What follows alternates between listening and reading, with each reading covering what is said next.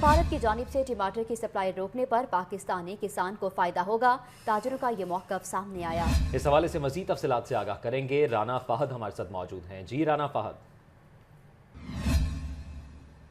जी बिल्कुल, पुलवामा हमले के बाद भारतीय हुकूमत की जानिब से जो है वो मनफी प्रोपेगेंडा किया जा रहा है और अब जो है वो भारतीय हुकूमत जो है वो ओछे हथकंडों पर उतर आई है।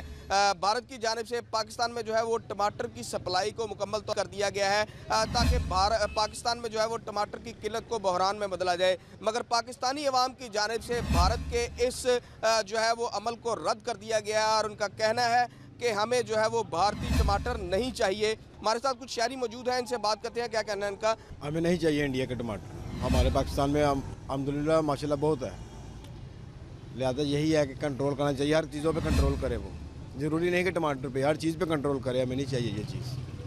जी बिल्कुल, आपने शहरियों की बात सुनी। अंकल जी, भारत की जानिब से पाकिस्तान में टमाटर पर पाबंदी लगा दी गई है, क्या कहेंगे आप, हमें चाहिए टमाटर भारत का?